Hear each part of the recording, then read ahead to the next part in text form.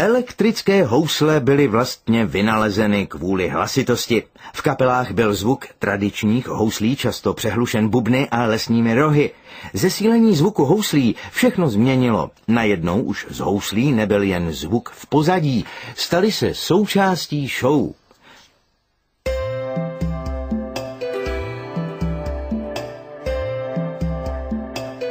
Elektrické housle můžete sehnat v různých tvarech, protože na tvaru těla vůbec nezáleží.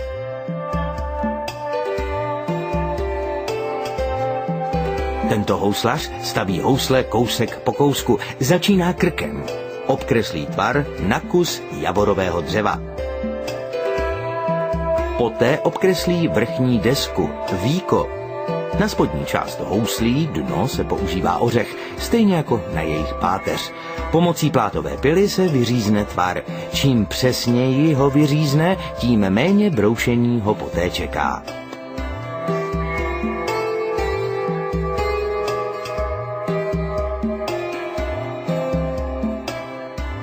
Rozměry těchto houslí jsou naprosto stejné jako u klasických, takže nevznikne žádný rozdíl v základních bodech, na které hráč spoléhá.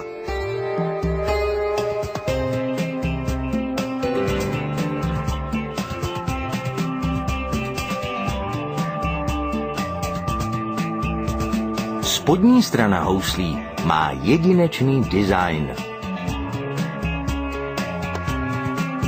A hlava je více redukovaná než u tradičních houslí.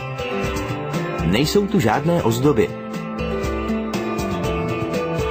Do hlavy houslí je vyřezána dutina, kterou poté nahradí količník. Dozadu jsou vyřezány dvě stejné rýhy, aby housle vypadaly elegantně.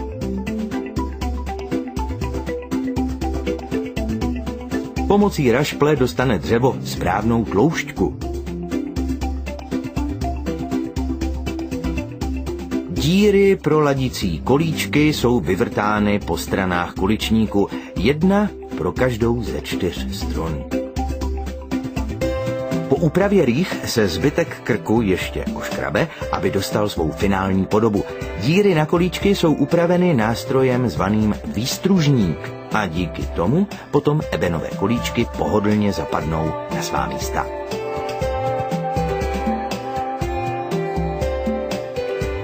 Všechno se musí zkontrolovat, zdali je to dobře změřeno.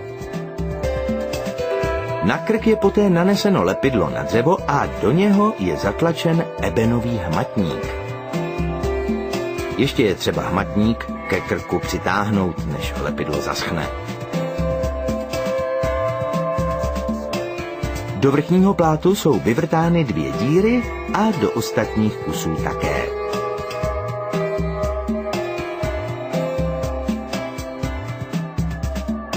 Bruska vyhladí hrany páteře.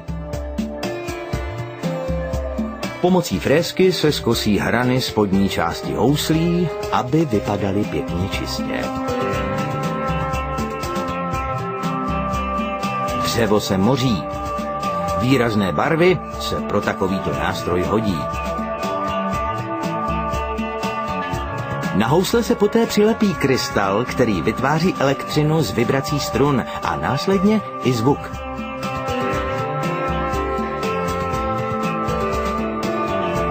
Drát je protažen skrz páteř, na kterou se poté přichytí spodní část houslí. Poté se nahoru ještě připevní ebenový podbradník. Následně je krk připevněn ke zbytku nástroje.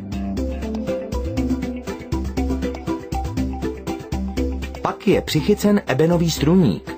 Struna je natažena od struníku až ke količníku.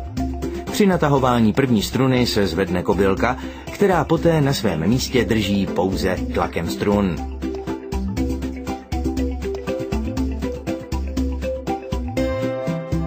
Nyní je čas připojit housle k zesilovači a hudba už odvypráví zbytek příběhu sama.